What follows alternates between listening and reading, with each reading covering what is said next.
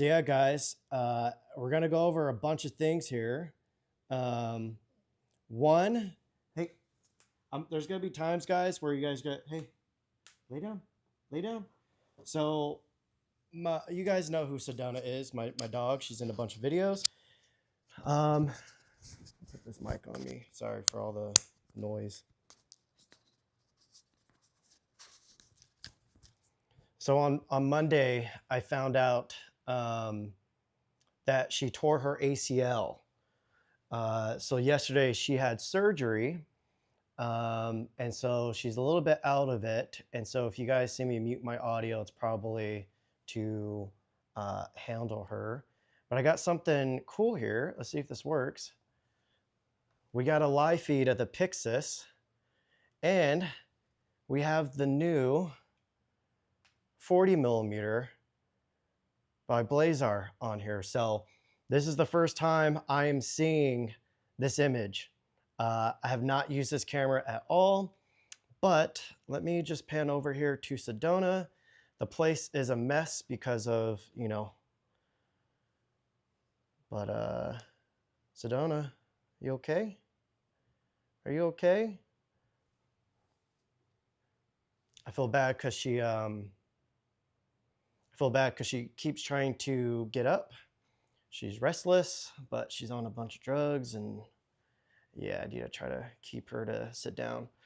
So as the chat fills out, or viewers, whatever you call them, we will go over things.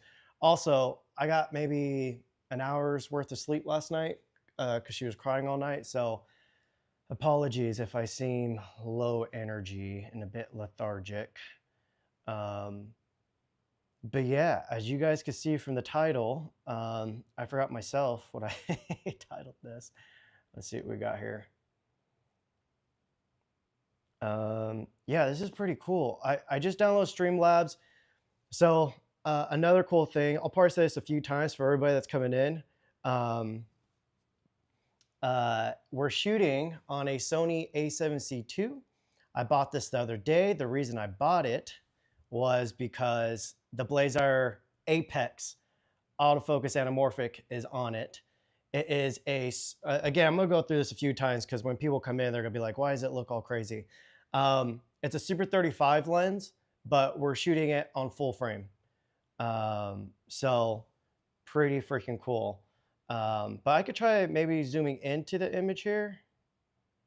I don't know if it'll let me do that while I'm live. I don't know what I'm doing here, y'all. How do I do this? No, that's the window. I'm learning, y'all. I'm learning. So I messed that up. How do I go to, oh, there we go. Okay, so now I'll be able to zoom in and we'll get rid of the vignetting here. Again, it's a Super 35 lens. We're on full frame. I just did it again. I just moved the whole box. Y'all let me know if I'm just messing all this up. There we go. All right, so now the hard part is I can't de-squeeze through the Sony. If you do it, one, it turns off the autofocus. So you can see it's autofocusing on me. So we're gonna go a bunch of teasers on my overview that I'm gonna do of this lens. But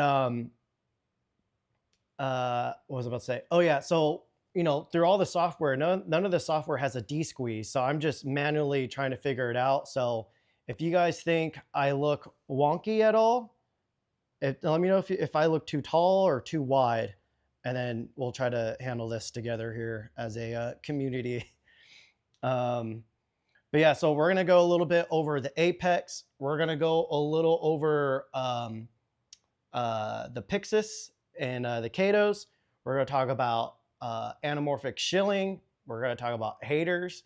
We're gonna talk about all this weird wave of just like hate coming to YouTubers. Very weird stuff as you guys consume this free entertainment and knowledge and whatever. But yeah, so how's this looking, guys? Do I need to fix this anamorphic?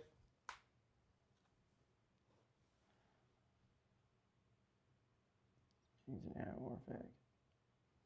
Yeah, so I had to Sedona, can't lick your wound.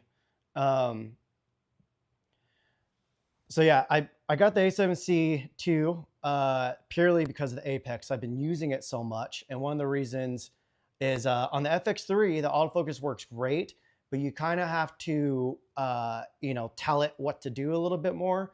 Where on the A7C II, it has Sony's AI chip, so whatever cameras from Sony that has that chip, it works great. I've also been using it on the Nikon Z6 III with that Megadap E to Z mount adapter. Works amazing on that as well. But I literally went and bought this A7C II just for this lens, which is pretty crazy.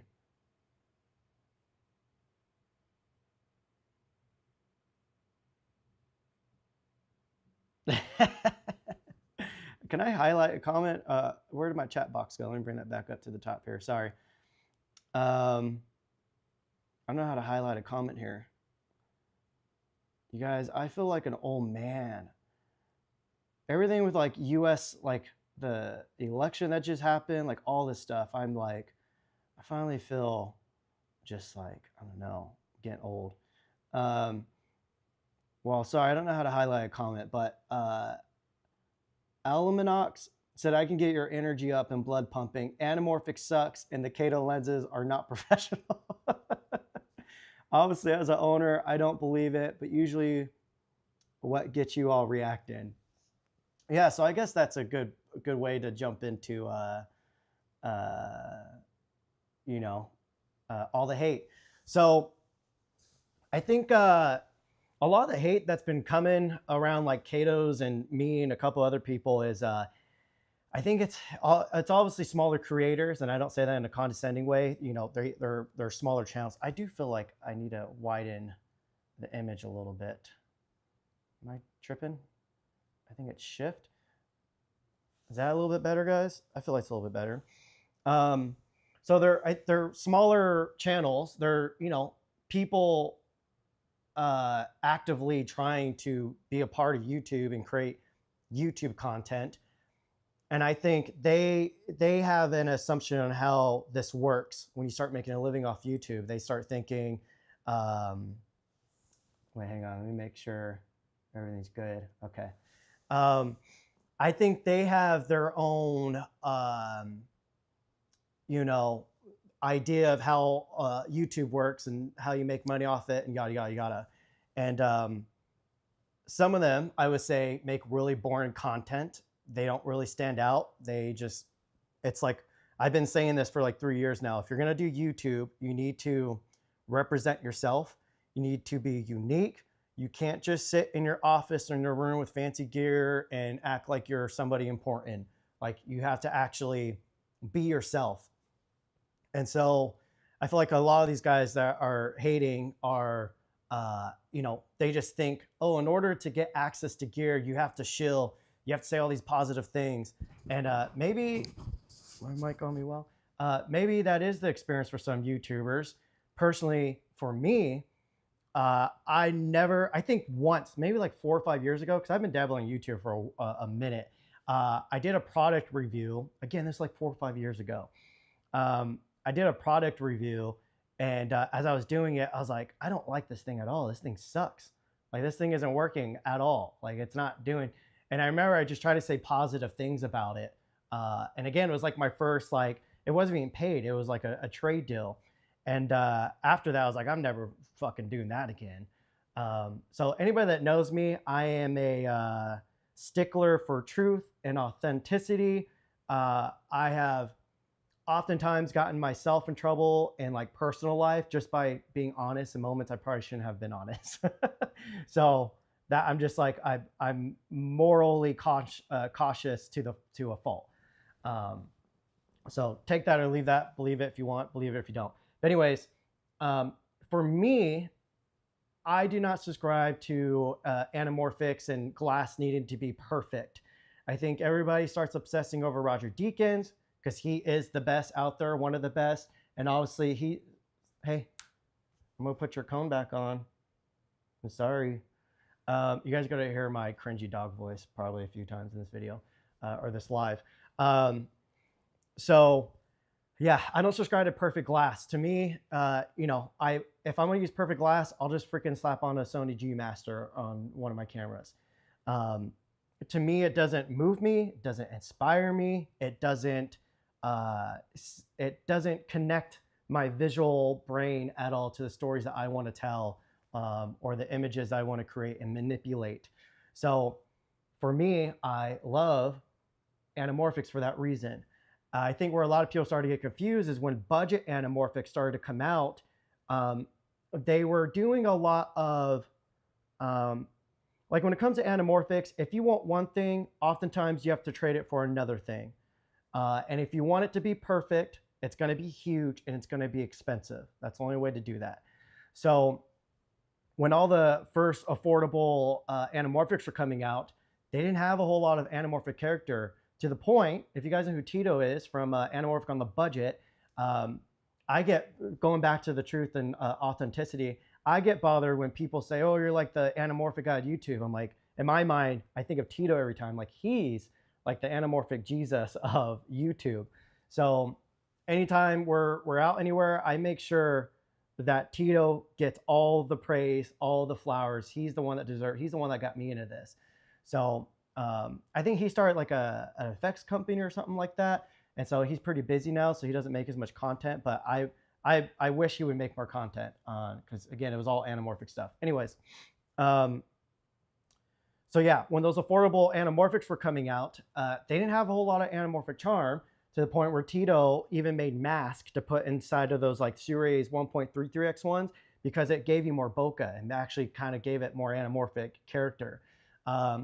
And then Laowa started to make some, and I know the what I was told. I gotta be careful what I disclose here, because I now know a bunch of stuff about manufacturing and cost and who's making what. It's like I know too much. Yeah,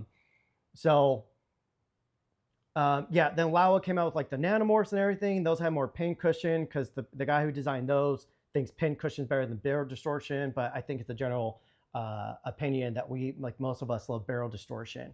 So there's a bunch of things. So when the Blazars came out, it was the first time, again, within like 6 years of doing video, however long I've been doing it, I've always been obsessed with anamorphics, and the Blazar Remus were the first time that I got hands on an affordable, truly an affordable anamorphic that looked like those classic Panavision type anamorphics from like Encounters of the Third Kind and E.T. and Blade Runner, and just like every iconic 90s, 80s, 70s, Chinatown. Like all my favorite films were shot on those Panavision C-Series lenses.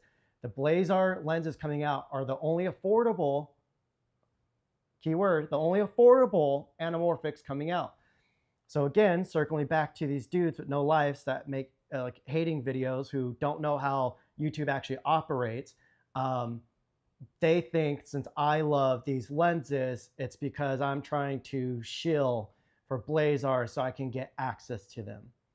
Don't get it twisted. I'm not bragging here, but you know, through YouTube revenue, through still doing freelance work here and there, through a couple other investments that I have, I can afford to buy these lenses, and I would buy them. So Blazar and I have an amazing relationship right now, to where they know I get it. I get what they're doing. And I'm hoping, the reason I go so hard on these lenses is I'm hoping it will create a domino effect to the other brands to also give us affordable anamorphics. So yeah, with that said, again, don't listen to haters. They're just like, I think the quote I like to say a lot, I don't know if someone says it before, if I made it up, I don't know. Insecurities are louder than confidence. And on top of that, confidence looks cocky in the eyes of the insecure. So believe what you want to believe. I'm not a sellout. I still reach out to the other companies. I still possibly am getting my hands on some other things. I still have other reviews. I'm working for other lenses. I have a long-term loaner set of the Mercuries. Dan from Atlas, we're homies. He gave me a long set, or a long-term loaner on Mercuries. And personally, I'm terrified to use them because of the cost of them, but they are amazing. They are better than the Remus, the Blazar Remus. They're also 8 times the price. So they're better in terms of like overall image quality. By how much? I don't know. Personally, I haven't had time to compare them. But yeah, let me go through these comments real quick, and then I'm gonna start taking out some anamorphics. Again, guys, we are filming. We're live on the Sony a7C II with the new autofocus Blazar Apex. The autofocus mode is in wide mode with face tracking. So again, this is crazy. We're doing 1.33x. I think we're wide open. I actually didn't check that. Let me see. Yeah, we're wide open. We're at T1.8. I'm doing a digital crop here. So you can see, so when my face left, it went to the Pixis. Let me see if I leave here. It's still, the A7C II's autofocus is some of the best. There you go. Now it's on the Pixis. If I bring my face back in here, yeah, this is crazy, y'all. This lens. After this live, please everybody go watch the video I put up today. It's already tanking, and it's a video that I'm really proud of. I knew it was gonna tank though. Everybody's always saying, oh, YouTubers talk about his gear, but anytime we actually put up some like quality videos or where we're sharing our secrets and tutorials and some magic, no one shows up for them. Why do you think we talk about gear so much? So, all right, let's go to some of these comments, and then I'm gonna start taking out some of the other anamorphics. Maybe we'll slap some of them on the Pixis here. Let me also switch back to the Pixis real quick, just so you guys can see this 40 millimeter. I'm gonna go to minimum focus. Let's see where minimum focus is at. Ooh, that's pretty good. Whoa. Again, guys, this is the first time I'm seeing this 40 millimeter. I have not turned this on or tried it out. And also we are de-stretching internally on the Pixis. So this is accurate. I'm using the, I forgot who recommended it, but it's the Blackmagic Ultra Studio. So we're going SDI into USB-C. That's crazy good. That's sick. I need to import some of my own LUTs on here. This is just the Blackmagic 709 on here. Yeah, that's wild. We could do a clean feed on here too. So let me go back out of this. So let's go into our menu here. You guys probably won't be able to see anything, but we can try here. Let's go on our monitor here. Let's turn down the brightness. That might help as well. Oops, what did I do? Oh, we're in it. Is that brightness? Yep. Jeez, can't see from the side here. Where'd that go? Why? All right, I'll have to turn it back this way. Why is it doing that? Stop that. Why does it not let me touch that? Huh. Never had that issue before. Now I'm touching by other stuff. Let me look on it directly here. Oh yeah, the LCD brightness is grayed out. I don't know what that's about. Anyways, what was I doing? Oh, clean view. Clean feed. There we go. Sedona, stay. I feel so bad, guys. She's like, oh, that battery's about to die too. Who's calling me right now? Brady's calling me, guys. I don't know if I should pick up while we're live. He might say something bad. Man, look, guys, this Blazar Cato 40 millimeter. We're wide open. We're at T2. This is pretty freaking sick here. This is cool. Sedona, you guys stay there. I'm sorry. That's wild. Okay, we're gonna get some other lenses. Sedona's trying to get up. Let me figure out what she's doing here. Oh, he must have. I'm live. Oh. How do I? Let me see if I can flip this. Oh wait, right here. The 40 looks crazy. I was just looking at the feed. Isn't that insane? You are such a sellout. Well, you guys can't hear him. Hang on. Okay, I turned you up. There you go. Okay. I was saying that you were such a sellout, and I'm one too because the 40 looks insane. Look, this might be, I know of all the Catos, from looking at, guys, I'm looking through the stream just like everybody else, but this looks really sharp, wide open. It looks sharp. In the edges, they still have the wonky character, but they look almost as they look a little bit cleaner than the 55 actually. But yeah, we're at minimum focus here, so you guys can see. I actually don't know if this is pre-production or It's gotta be. or a final. I'm not sure. They told me there's only 2. They have one in office, and I have this one. That's crazy. Yep. So I can't wait till the 3rd is out. Is it still 82 thread? no. So they got rid of the filter thread? Yeah, is it actually? So it shipped with other step-up rings. So for the rest of the Catos guys, because I think it's like a 95 millimeter diameter on the outside now. So you'll be able to do step-up rings to make it 95 on the rest of them to make them consistent. Obviously, in a perfect world, I would love if they were all consistent. But you know, for the price point, what they're like $1,000 each or something like that. And the size, I mean, a 40 at T2. Yeah. Is it 2? Yeah, T2. Hey, I gotta check on Sedona. She's getting caught in curtains. Sorry, guys. Hang on. I love how I'm just crashing your live right now. She, I think everybody can still hear me. She didn't come out of her sedation until 4:30 a.m. So she was crying all night. But now she's like getting restless, but her leg is still all sorts of messed up. And there's like no stopping her. She's not supposed to be walking around at all. Let me adjust this. Sorry, guys. We're live just doing real life stuff here. So let's look at focus breathing. Focus breathing is pretty intense on the edges there. Oh, so what? I like focus breathing, dude. I think that's fun. Yeah, the magic thing about the Panavision C series Anamorphics is their focus breathing was only vertical. So you guys can see when we do focus breathing on here, how those edges push out. Hey, I'm actually I'm boarding right now, so. All right. Well, guys, say goodbye to Brady. Call him a shill. Call me a shill.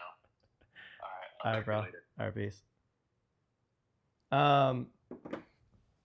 So yeah, you guys can see, again, the price point of these lenses, everybody that's complaining about like, oh, they're not perfect, blah, blah, blah. It's like, look how amazing this looks. So for someone that subscribes to character and charm and texture and defects, I call them characters.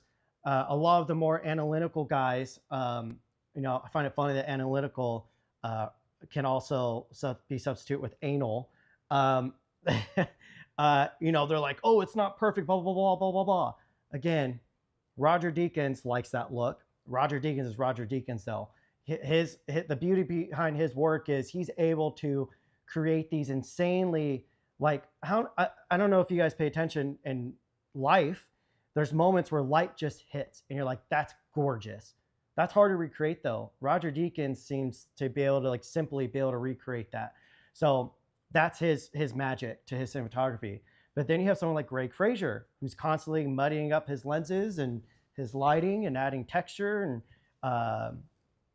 you know, putting digital stuff back on a film stock. I might need to go wrangle up Sedona here. You guys can see her waddling around back there. She's trying to get comfortable. Sorry, y'all. I knew this was going to happen during this live. There we go. All right, let me move this chair. No, I think she's trying to get out of my way so I can't see her lick her bandages. All right, guys, I'm going to bring out some of my other anamorphics that I have here. We'll get out.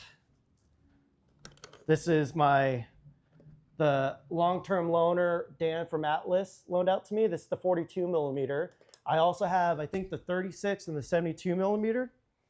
We will get out this guy. You guys can't see me here, obviously, but I'm sure you can still hear me. This is a DZO lens. Stay tuned. And then let me get out maybe Sedona. Hey.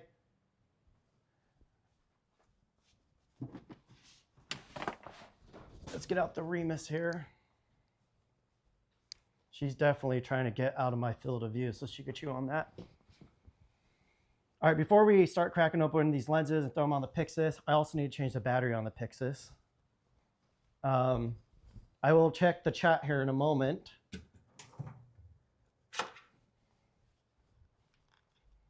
I'm watching you. We might have to put the Pixis on Sedona to make sure she's not getting up to anything. What's weird is the battery said it was full. It's still saying it's full, but now it's saying it's about to die. So I don't know what that's about. What brand is this battery? This is the, doesn't even say the brand on here. It's an Amazon one. This one better recharge. Yeah, it is. Okay. All right. All right, let's go through the chat real quick and then we'll start cracking open lenses here. Kofi, yeah, so I don't know if you guys can see this. Kofi might have been the one that recommended this. I don't remember. But this is the Blackmagic Ultra Studio Recorder 3G. It lets you put an SDI or HDMI out to Thunderbolt, whatever it's called. And then you can, you know, it picks it up as if it was like a Sony a7C II. It's pretty wicked. For cages, I'm using the new Tilta cage on here. It's extremely light and compact. So this will probably be glued to my Pixis moving forward. Clear zoom, business. Let's see. I gotta click the thing to go down. Oh, I missed a bunch. Oh, all right, sorry y'all. Let me catch up here. A little wide. Someone else said I look too tall. This is the thing with Anamorphics. Unless like you got it really dialed in, it does look a little bit wide. So let's just stretch this out a little bit more. I'm like at the, maybe if I do it. So I learned if I hold down shift, I can, that looks a little more accurate there. All right.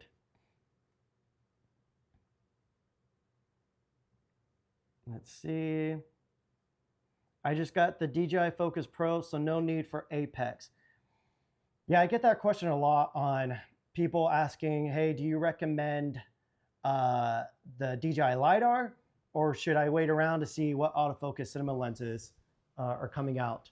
I still use the LiDAR a lot, whether it's the Mercury's or this other DZO lens I'm going to show you guys here in a moment. The Catos, the Remus, that's what's beautiful about that is any lens, you can pretty much throw it on, any cinema lens, where, you know, otherwise you're going to have to wait for an investment to the thing. So, yeah, it's still very useful. No, it's not perfect. No, it's not as good as face detection, but it's good in other ways because I took it off. It was actually on the Pixis. You could still use it as like a manual focus holder. So basically how I use the LiDAR is as a focus assistant. So if it were in a clean image or clean zone, it could track a subject easily. But if we're in more complicated areas, I can turn it on real quick to initialize focus. And then from there, in the AMF mode, I can take over. So if I feel it's about to slip, my finger will be holding down on it, or I can pivot it off. Another trick I like to do is, it's great for anamorphic because obviously the anamorphic's more compressed but wider. And then the LiDAR image will pick up more of the surrounding. So I can face track a subject, but I could go down for details and I could ride the dial in AMF mode and get the details and then let it go and it will snap back to the face. So it's still, it's like autofocus, but you know, more controlled. It's pretty cool. If you guys go and watch the video I put out today though, the LiDAR was almost useless there. Because there's like Native American regalia. So we have powwow dancers there. There's like tons of fans in the crowd and just, it was too chaotic and busy shooting through railing and stuff. Like the LiDAR is better in more, you know, empty spaces. Oh, Jared goes in the chat. I thought you were working, bro. Let's see. What are some of the most annoying misunderstandings of anamorphic lenses that bother you? Oof. It's a good, big question. Where'd that question go? I need to learn how to highlight some of these. Where'd that just go? There it goes. So I think the biggest one is defects, or as I like to call them, character. Um, we have a lot of people again who subscribe to Roger Deakins' frame of mind, which is fine, but we're not Roger Deakins. I subscribe more to Greg Fraser's, where both of them say that whatever's best for the story is the lens that they're going to use. It's the paintbrush. It's like choosing the color of paint and everything. But you could tell Roger likes cleaner, and then you could tell Greg likes dirtying it up a little bit more. So in this digital era, that's why Roger Deakins doesn't like anamorphics, because he wants a cleaner slate, where some people like getting more of that character in camera. That's kind of what anamorphics are now for the digital era. Again, all these sensors are perfect. Things look sharper than they do in real life. Scan looks like sandpaper. I don't like that look at all. I despise that look with a passion. I don't judge it if other people do it. Obviously, I love Roger Deakins' works, and his works kind of represents that cleanliness and simplicity. But I gravitate, again, more towards Greg Fraser, mudding everything up and detuning lenses, and again, putting a digital image back on a film stock and reprinting it, and yada, yada, yada.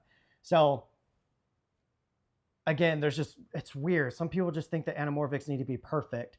And I think that's where a lot of confusion comes with the Blazars, is they're like, oh, it's not perfect though. It's like, yeah, but it's like $800 or $900. Like, I'm going to show you some of these other lenses. You're going to see they're not perfect either. So people are just all sorts of confused. I think there's been a huge marketing thing that all the companies have done of like, oh, look, we have the most perfect lenses. Oh, we have the perfect glass. Look at all these elements and groupings that we did, and it's just getting perfect results. So in our brain, we've been pushed into like, oh, every glass needs to be perfect. If you're not shooting on perfect glass, like, you don't have good glass.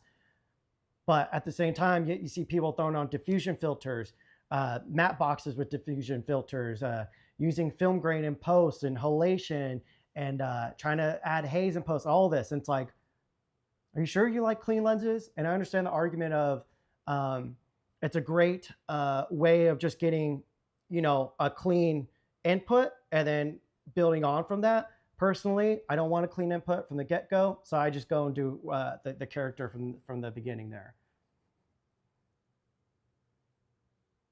Let's see. When are we going to get merch with their logo on it? I got to start repping, boys. I have a giant box back there of hats. I need to figure out how to sell those. I haven't had time. So I was going to try to do it myself, the hats at least, but I think I'm going to need to drop ship them. So I'm trying to figure that out because my homie does that embroidering in my hometown. And then I have t-shirt designs in the works. So those are coming, and I am going to drop ship those. I don't want to deal with shipping things.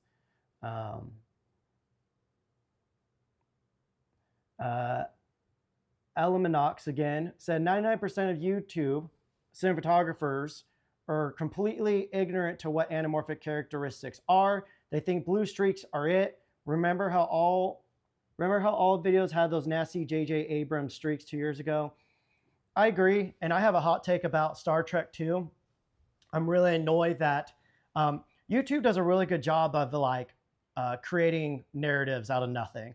So there was like a whole movement of like people saying, oh, anamorphic flares are bad, just because one damn film utilized them as a tool, as a sci-fi tool.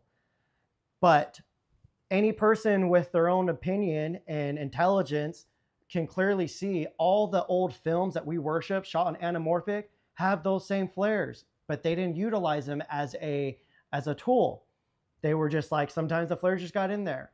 And no one complained about it. But all of a sudden, again, one film utilized them as an effect, and all of a sudden everybody wants to bitch and complain about them. So all of a sudden, everybody was just like, oh, it's bad then. It's bad. It's like, no, like, stop it, please. Stop with all these dumb narratives. So, yes. Alaminox, you're good at getting me to rant. Dark Fable Media said I've shot 2 features on the Blazars now. I love them. That's sick. Feel free to, guys, if you do anything cool in anamorphic, I don't give a shit if it's Blazar or whatever other brand. If you built the own anamorphic yourself, I don't care. I want to see it because I love anamorphic.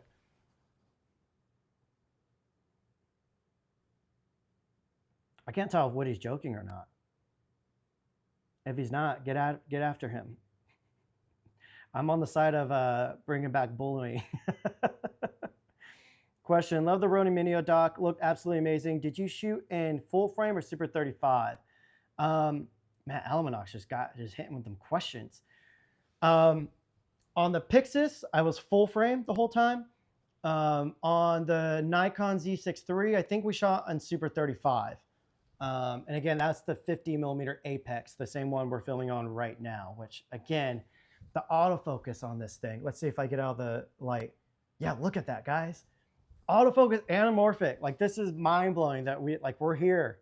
We're in the future right now.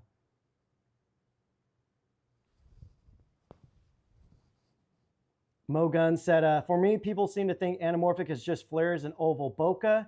The thing they complain about is actually what I love about anamorphics, the imperfect nature. Exactly. Exactly. To me, anamorphics create a painterly image. That's all cinematography is. That's all photography is. That's all like image creation is creating our own paintings, but through a camera. And so I don't like, imagine two painters talking to each other. One likes realism and the other guy likes abstract. Do you think they're gonna bitch and fight over who should be doing what? No, because it's their own style. Like, I think the issues that's happening in the filmmaking and photography community is there's a lot of tech heads who get into the creative end of things here, and they get into the tech of cameras and blah, blah, blah. And there's also some, more like working professionals where, if they care more about the business side of like the business side and the business access that you could get through a camera, which is fine too. That's fine. No one's saying that's bad. No one's saying that's wrong. But I think those tend to be the guys that go and shit on the artists and more creative people trying to do whatever they want to do. There's no rules. There's no guidelines to this shit.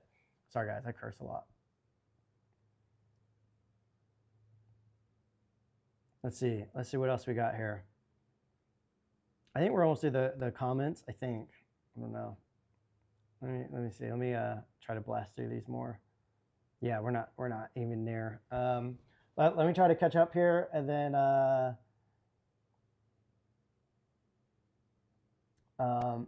guys, who's Brady Bissett? He's just in the chat like crazy. I don't know who that is. Let's see. Pacific Northwest Motion. Why are people calling him a shill? In the chat, we're all just teasing here. But go search my name on YouTube and look at the clout chasers. Amazon's here. Are you going to try out the GFX 100 Cine Cam? I love to try it out, but I saw Cindy D do a interview with Fuji, and I'm a little bummed that they're not going to increase readout speed or anything like that. So it's purely the same image quality you're going to get through like a GFX 100 too. And personally, I don't want to say I had an issue with that camera, but I wouldn't use it for the type of stuff that I like to do. So yeah, I'm excited to try it out, but at the same time, yeah, I'm not like in a rush. Guys, I'm burnt out on gear, honestly. Today's video was like a big fresher breath air for me, because it's the stuff that I used to do more on here and the stuff that I've been trying to do more on here. But it's just, it takes a lot of time to get those things going.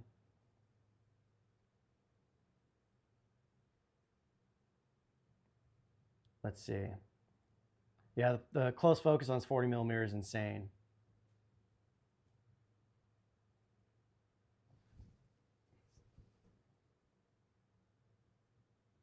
Might have to attend to my dog real quick. Sorry, guys. Keep going in the chat.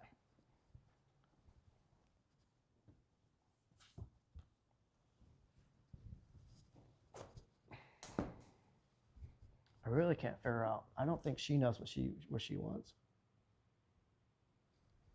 Oh, she's trying to go in the closet. No, you don't need to go in there. Maybe give me 2 seconds, guys. She loves laying in my closet. Hang on. Hey, Sedona. Oh, okay. Guess she doesn't want the padding. I was gonna put the pad in there, but you didn't let me. Oh, okay. As long as she stays safe in there. Hey, I'm gonna put your cone on. No. I'm gonna put your cone on. All right, I'm gonna have to keep getting up to check her to make sure she's not chewing at her stitches. Sorry, y'all. It's worst time. I'm so out of like. This month is so stressful, and so getting the surgery last minute on her, horrible timing. I don't know how I'm gonna get everything done. I'm supposed to get done.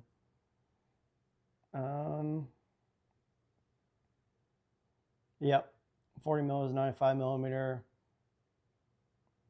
Yeah, everyone's again. I saw some sneak peeks of the 40 millimeter. I was like, wait, like this looks really freaking good. So we'll jump back into it here in a moment. Yeah, I saw the swimming effect on it as well. That's something that I need to test and see if that's going to be worse than the other lenses or as consistent. Again, you guys saw the fix that I do in post. So I got a burp here. I personally don't have an issue with it because that fix really, it fixes it. So if you don't want that type of distortion, you're welcome to go buy like a $10,000 lens. So for me, again, I'm not complaining because it is a budget, affordable anamorphic.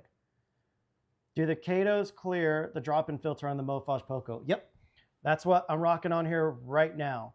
I think the Remus 33 millimeter, so not a Cato, the Remus 33 millimeter, I think it just touches, but I still use it. It still clears, it still goes on, so maybe it's not. Maybe that's something else I'm tripping out about. I don't know. Let's see.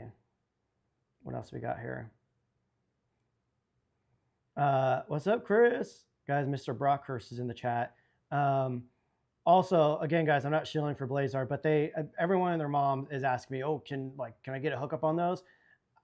No, like I try, and I think they blew up so much to where it's like they gotta handle business first. So, but yeah, they're doing a giant Black Friday sale.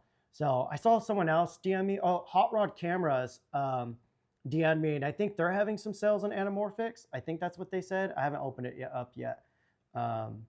So they said something about DZO. So maybe some DZO lenses are going to have a crazy Black Friday sale at Hot Rods. Let's see. Are you bringing the Catos out to New York? I don't think so, but I think I'm going to just bring out this Apex. And let me check on Sedona again real quick. Okay, she's sleeping. Yeah, I think I'm just going to bring out the Apex. Honestly, I might have to cancel that trip depending how Sedona heals, or if I can find a babysitter or not for her. Babysitter, dog sitter, Jesus. Y'all should have saw me last night. I had to get on the floor. I had to get a blanket out and make myself a bed on the floor just so she would stop screaming in the middle of the night. She kept crying. But yeah, I definitely need to get a girlfriend. But yeah, no Catos out to New York. Maybe. We'll see. I don't know. I'm tired of traveling. When you're a filmmaker and photographer, it's a nightmare traveling. You just want to take everything. Let's see. Yeah, maybe I'll see if I can flip the camera. Actually, that's before we jump into these lenses, I will flip the Remus onto the Sony and the Apex lens, and we'll kind of go over that. Some of my findings so far that I need to test. I need to start filming for that here soon. Here's a good question.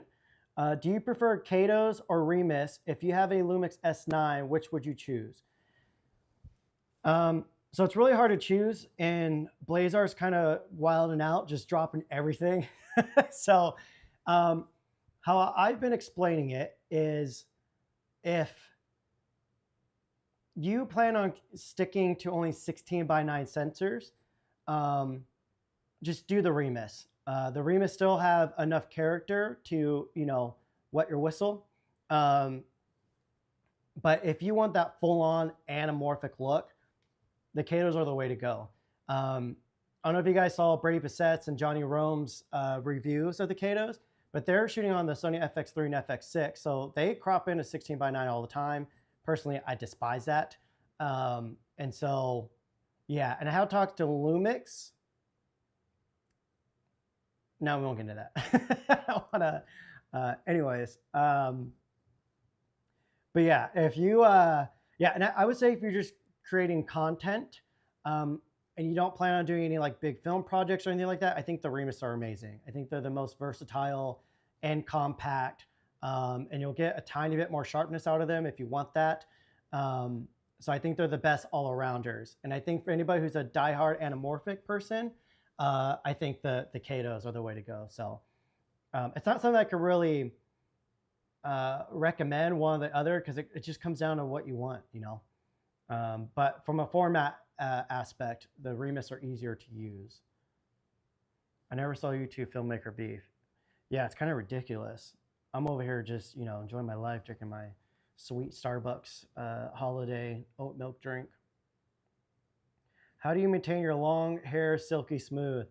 Actually, guys, if anybody cares, I've gone through so much shampoo and conditioners, and I finally found one that's really good, but that shit's like $50 for shampoo and conditioner. But also genetics. So I'm a mutt. As you guys know, I am part Native American. I'm not full.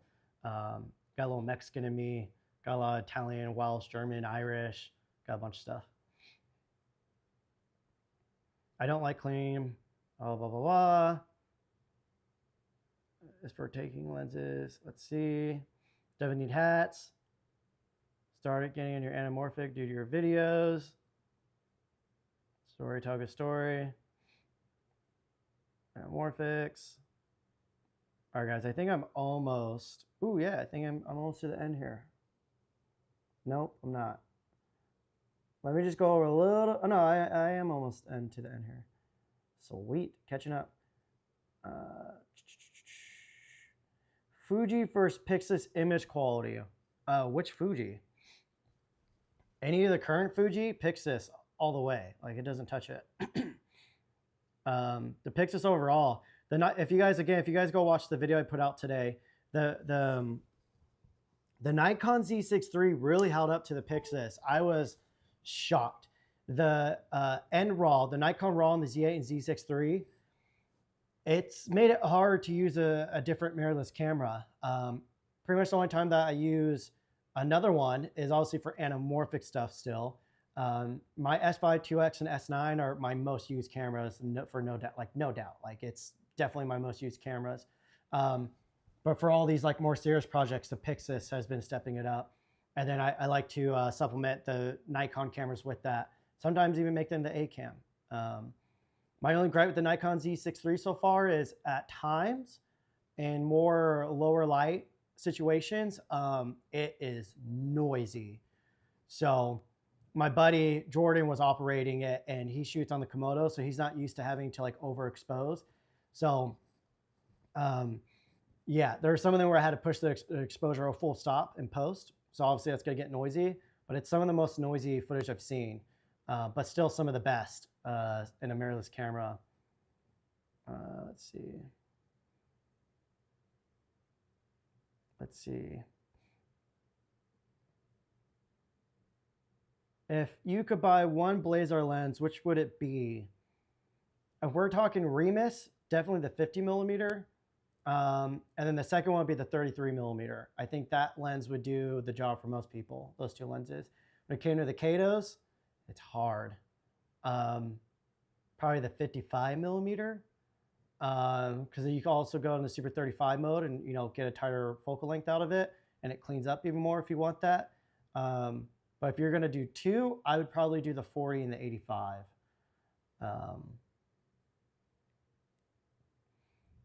Promise me one thing, Cam. I'm just yeah, that real yeah. I didn't think it was gonna go down that way.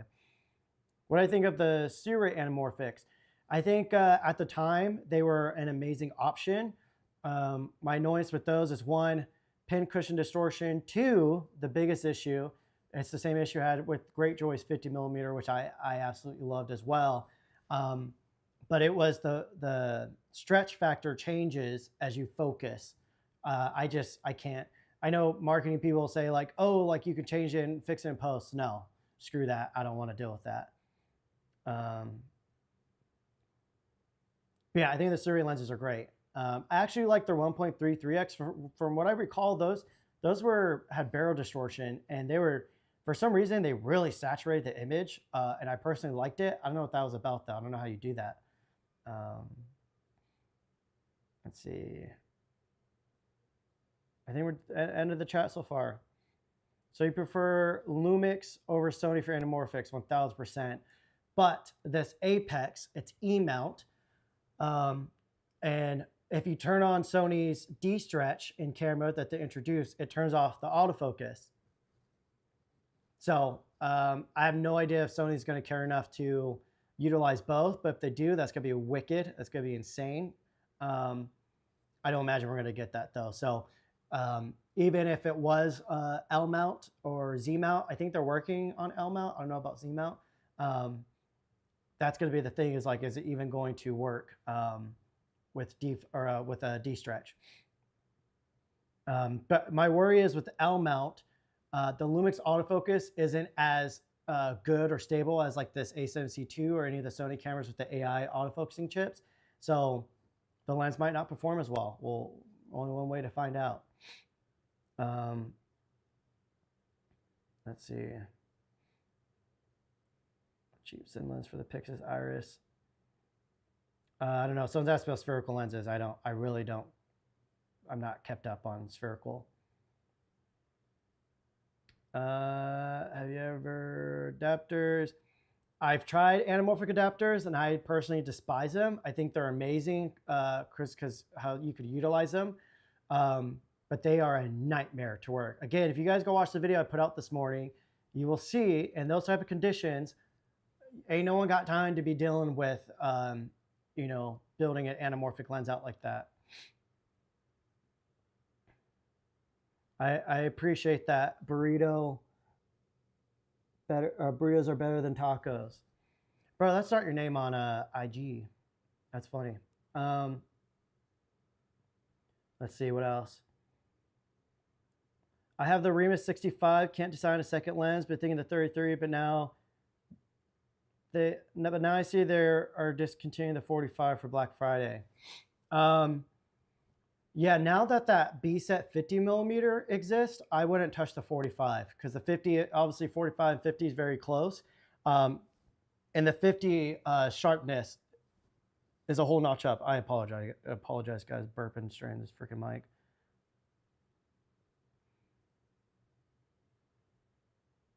Okay, now we're through the chat. Let's slap on some more anamorphics here. Let's boot the. Actually, before that, let's talk a little bit about this this Apex camera here. Oops, just lost the mic. Sorry, y'all. Well, that's cool. I got a little mini feed that shows when people are subscribing. That's rad. Thanks, guys. That's cool. Okay, let's how do you guys want to do this? Okay. Let me focus real quick. I'm going to go into Super 35 mode on this. Let's make sure we have image back up. Bravo, we do. Aaron's always asking me what tripod I'm using. This is the YC Onion one, but this was a pre-production head, and they're supposed to be bringing me a new one. Not bringing me, sending me a new one. So I'm waiting for that. But yeah, so let me... Again, we're on the 40 millimeter. Let's do a couple tests here real quick. Can't really see what I'm focusing on. Let me turn on my on here. Let's punch into the Pixis. Yo, the Pixis is a great streaming camera. That's rad. Okay. Yeah, I'm gonna love this lens. So let me just say real quick before I jump into more. Sorry, guys. I know some of you guys hate my tangents. Some of you guys love my tangents. So when it comes to wider anamorphics, I personally want even more distortion, because a lot of the times when you go wider, it starts looking like spherical because there's only so much separation that you can create. Obviously, this is a 40 millimeter, so this isn't exactly super wide, but it feels really wide because on 2X we're getting what, like we're probably getting like a 24 equivalent on the horizontal here. Yeah, personally, I like even more distortion on wides because it dirties up the image even more and it creates more natural separation. And again, this looks painterly. Like, this is wild how freaking good this looks. And again, we are wide open. We are shooting through the Mofage Poco rear VOD, which will kill your sharpness on any lens just because you're adding more elements in there. So it's not like crazy sharpness you're losing, but I've seen a difference depending on what adapter I'm using on all these Blazar lenses. Let me check on my dog real quick, and then we'll come right back to this. Okay, she's still chilling. All right, let's go over this apex. Let me land critical focus here. I'm gonna close down just to sharpen it up. So we're at T28. Okay. So let's talk about this. Let me brighten up the image a little bit. Let's ISO.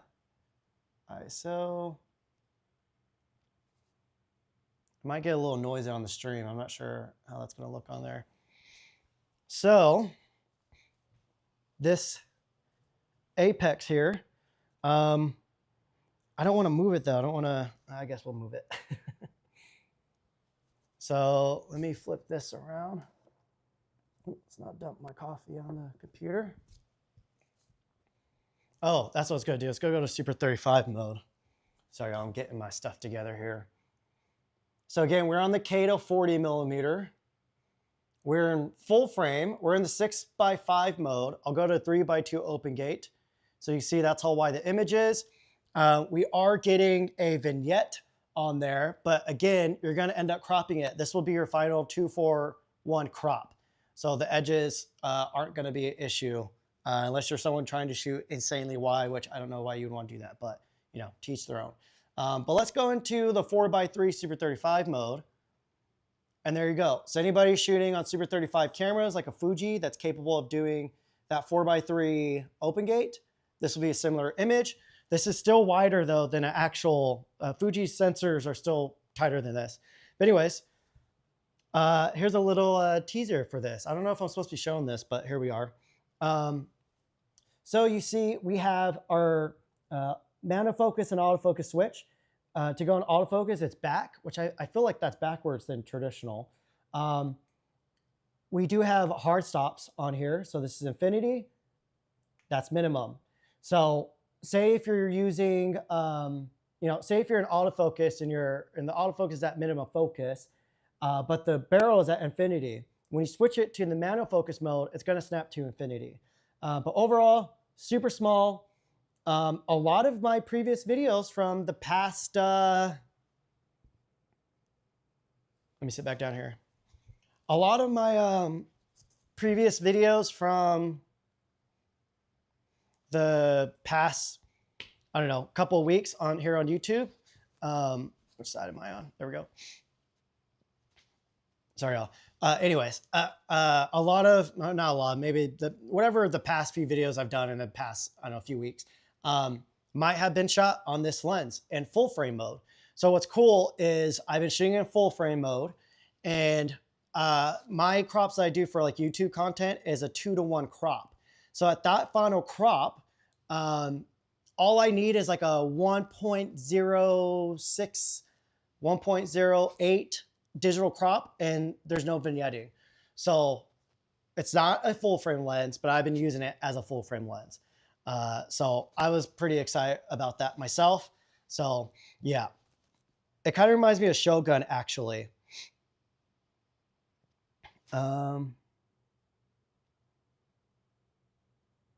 Uh-oh, are we having issues in the live?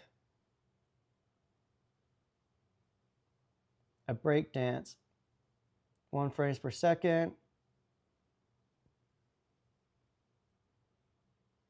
You reached the bandwidth limit, dude. How do I fix that, guys? How do I fix the bandwidth limit? What do I do? Let me know. Let me know. How do I fix it? What is it doing? What is it doing? Let me bring this baby up. Let's look at this live. Audio's still good. The live's not even coming up on my own page here that I see. Let's see. Anybody have any advice on how the heck to fix this?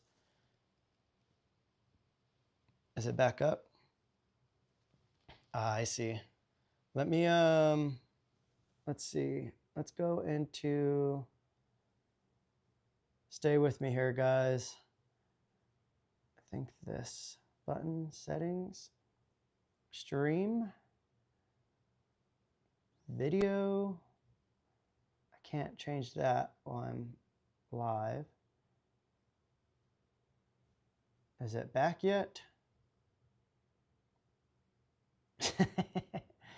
Yeah, it might have been from pushing the Pixis through. Are we back? Are we good? Talk to me in the chat, y'all. Our viewers are dropping like flies. They're dropping like flies. All right. This might be the end of the video here if I can't fix this. Let's see. Stay with me, y'all.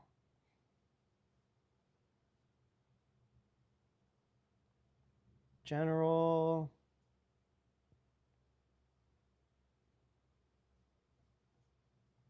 Multi-streaming, streaming output. Yeah, it won't let me change any of the settings while I'm streaming. So I don't know what to do.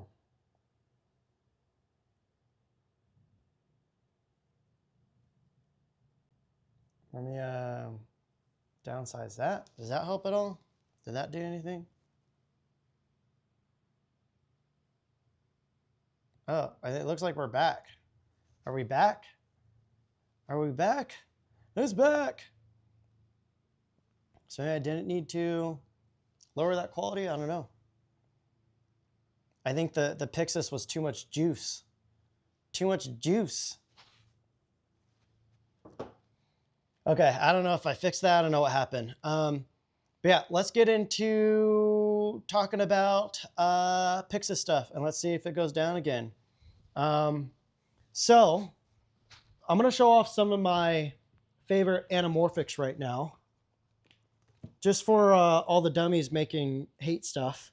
So I'm going to start working on a video on this lens here soon. This is the DZO Pavo 65mm. What's special about this lens is it's an anamorphic macro. The focus breathing is insane on this lens, but that's not what this lens is made for. That's not what this tool is for. It's for macro shots.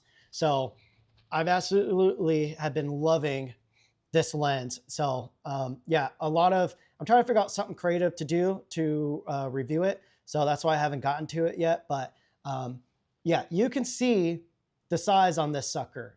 This thing is heavy. This thing is dense. At some point, I want to do a video where I compare all these anamorphics. So let me see.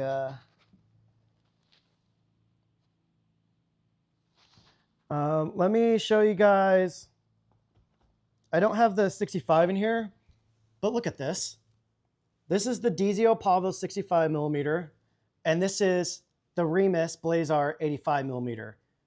That's insane. That's another reason why I love the Blazar stuff. So even though, you know, we're not going to get as max of like sharpness and edge to edge consistency with the distortion, they're so just unique to use. What's this thumb up thing coming up on my thing? Did I do that? Was that me? Geez, I'm old.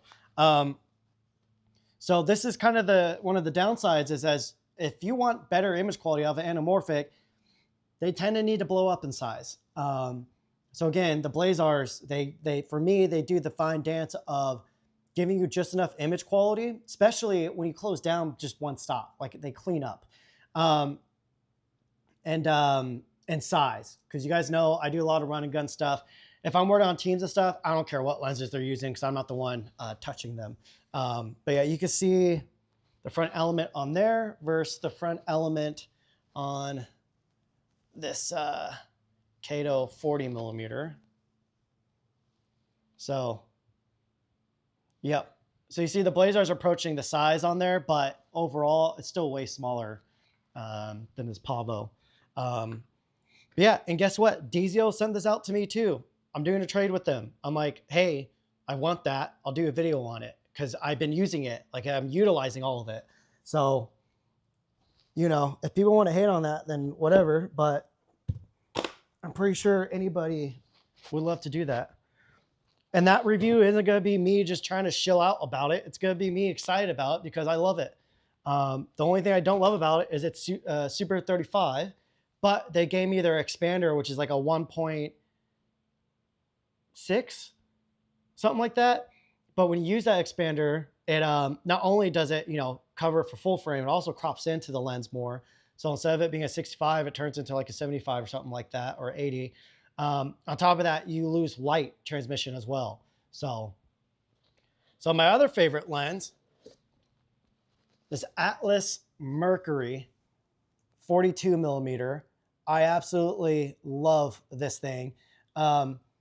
This thing is still really shocking at how compact and small it is, but this thing is way more dense than,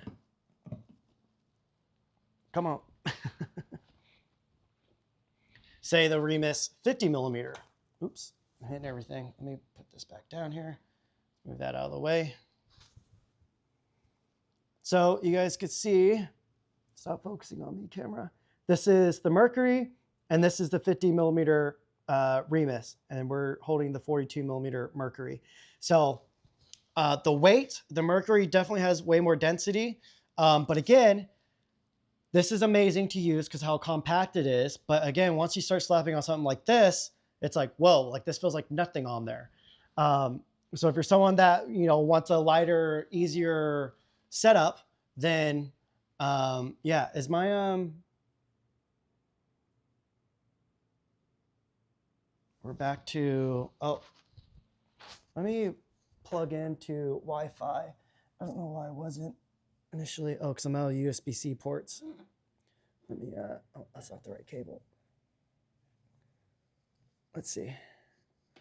Let's see what I can get cooking here, y'all. Was I about to drop that camera?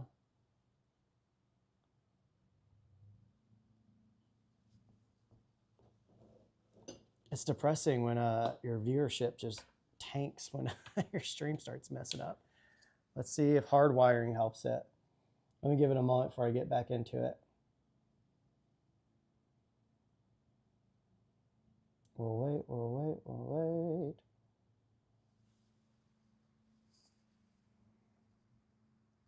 I'm bandwidth bottlenecks on stream. Usually a Wi-Fi versus direct Ethernet plug-in issue. Not sure you're plugged in. Sorry, I'm late. Okay, so maybe it's because I wasn't hardwired, which I'm an idiot for not doing that initially. I'll give it a moment and see if it comes back up. Meanwhile, I will also go in and blow up this source again.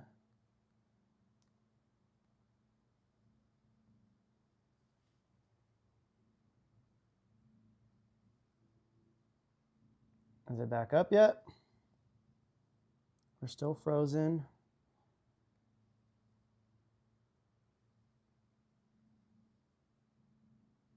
Still frozen.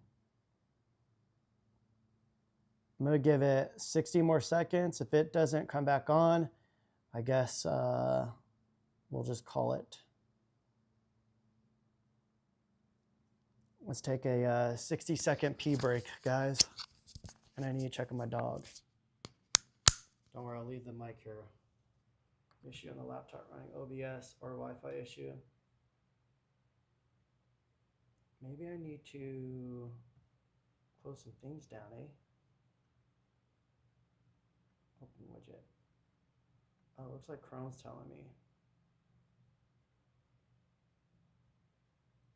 Your YouTube is not receiving enough video to maintain smooth streaming. What's that mean?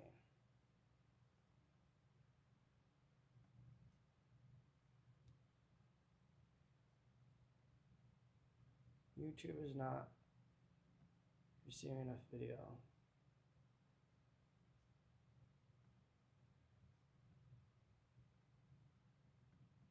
I don't know how to fix it. I'm using the free Streamlabs. I wonder if that's what it is. Maybe I need to upgrade, do the paid one. I love doing these lives. They're a great ADHD escape. There's so much stuff I'm behind on, and instead of doing that, I'm on here live. That's how it looks.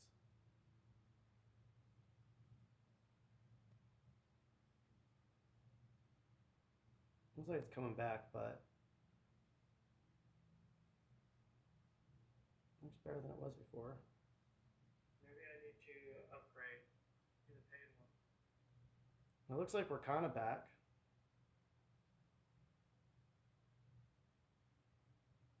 Behind on, and instead of doing that, I'm on here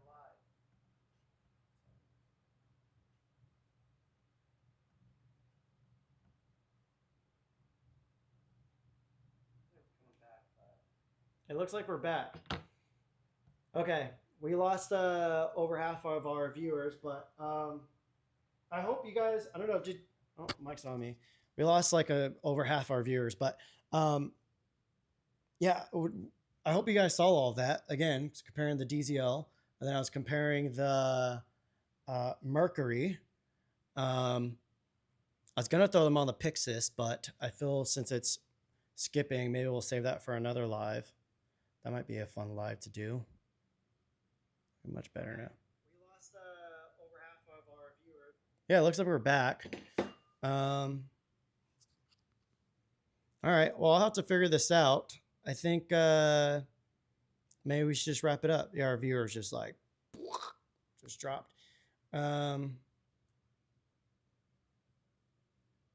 What is my laptop system meters? I don't know, bro. I don't use all that.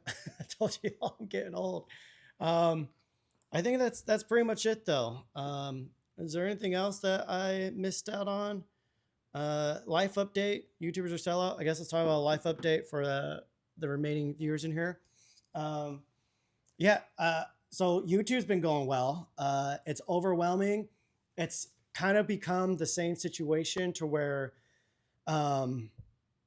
you know, when you do like freelance work and you start taking on so much work, and the next thing you know, you don't have time to do the things you want to do. YouTube can also become that as well.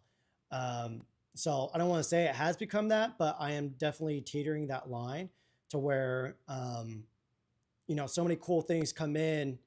Next thing you know, it's like, oh, I don't have time to get all this done the way I want to, the way I would want to do it. I'm still having fun doing it and still getting cool stuff out. Let me see how the stream looks before I keep rambling on here. So I plugged in my computer to Wi-Fi. Yeah, it's dropping again. Okay. Well, I think we'll call it there, guys. I appreciate everybody hanging out. I'll figure this out. I'm going to do this more, especially now that I got this whole setup. Literally, just give me an anamorphic lens that does autofocus for stream, and it'll get me streaming. I'm ridiculous. I'm obsessive. Yeah, guys, I really appreciate you guys. I freaking love this community that we're building of just like, you know, I think most of us here subscribe to